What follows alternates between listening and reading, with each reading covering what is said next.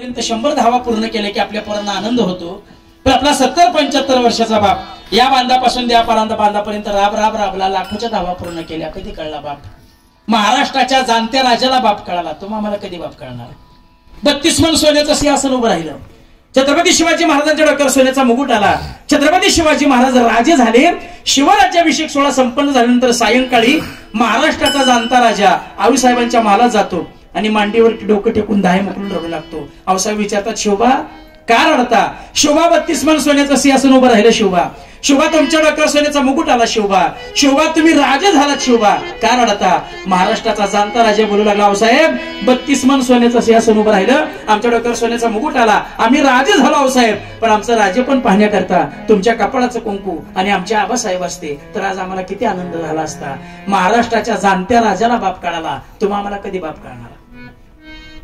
आई मला भूक लागली, लगेच भाजी भाकरी करून खाऊ घालणारी आई आपल्याला आठवते, पण आपल्या आयुष्यभराच्या भाजी भाकरीची व्यवस्था करून ठेवणारा बाप किती मुलींना आठवला, किती मुलांना आठवला?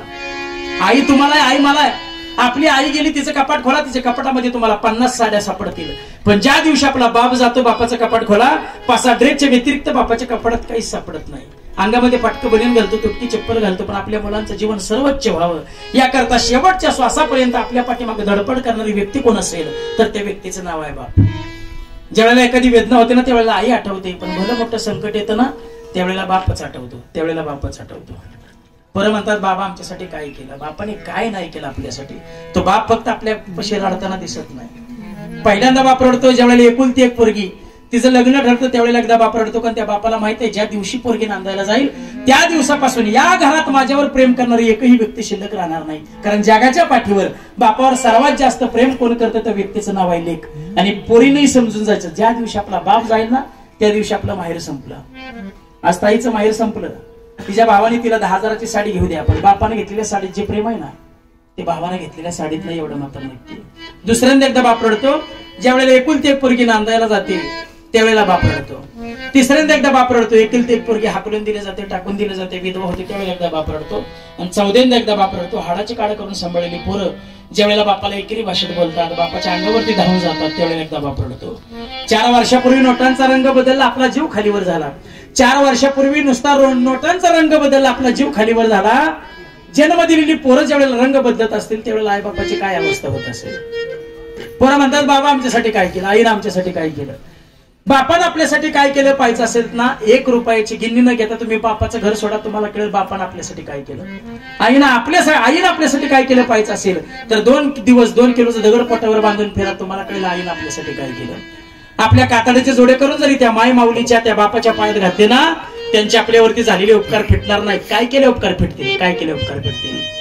मग ज्या वेळेला आई वडिलांच्या ऋणातून उतराई होण्याची संधी जीवनामध्ये कधी मिळेल ना माय बाप, ती संधी कधी सोडू नका. त्या संधीचं सोनं करा, त्या संधीचं सोनं करा. त्या माय माऊलीला रक्ताचं दूध करून आपल्याला पाजलं, रक्ताचं दूध त्या आईच्या आजारपणामध्ये कधी एखादा दुधाचा चमचा त्या आईच्या तोंडात सोडण्याची जर संधी जीवनामध्ये कधी मिळाली ना तर ती संधी कधी सोडू नका माय बाप. त्या संधीचं सोनं करा, त्या संधीचं सोनं करा. एका घासाचे 10 घास करून त्यांनी आपल्या मुखात सोडले. त्या आई बापाच्या आजारपणामध्ये कधी एखादा घास आईच्या, कधी एखादा घास बापाच्या तोंडात सोडण्याची जर संधी जीवनामध्ये कधी मिळाली ना तर ती संधी कधी सोडू नका. त्या संधीचं सोनं करा. त्या बापाने 10-20 तास आपल्याला अंगा खांद्यावरती खेळवलं, 10-20 तास. त्या बापाच्या आजारपणामध्ये कधी त्या बापाला उचलून रिक्षात ठेवण्याची जर संधी जीवनामध्ये कधी मिळाली ना तर ती संधी कधी सोडू नका माय बाप. त्या संधीचं सोनं करा, त्या संधीचं सोनं करा. दिवसातून 20-30 वेळा त्यांनी आपले कपडे बदलले, आपण शी केली, आपण शू केली, विना तक्रार त्यांनी आपले कपडे बदलले. त्या आई बापाच्या आजारपणामध्ये, त्या आई बापाच्या अनावधानाने कधी त्यांनी त्यांची कपडे खराब केली ना तर ती कपडे धुण्याची लाज मनामध्ये बाळगू नका. पांडुरंगाची शपथ घेऊन सांगतो, त्या खराब झालेल्या कपड्यामध्ये महाराष्ट्रातल्या सगळ्या तीर्थक्षेत्रांची दर्शनं तुम्हाला घडल्याशिवाय राहणार नाही.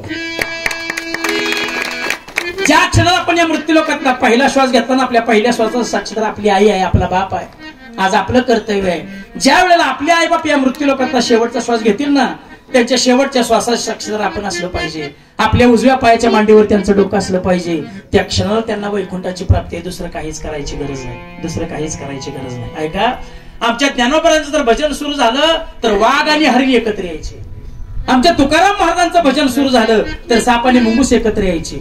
आपल्या कीर्तनामध्ये वाघ आणि हरिण एकत्र येऊ शकत नाही, साप आणि मुंगूसही एकत्र येऊ शकत नाही. पण आज बाबांच्या पुण्यस्मरणानिमित्त कीर्तन होतंय ना, हे कीर्तन ऐकून एखादा स्वतंत्र राहिलेला बाप आणि स्वतंत्र राहिलेला पोरगा जरी एकत्रित आले ना, तरी आजचं कीर्तन सार्थकी लागलं म्हणायला. ज्ञानेश्वर माऊली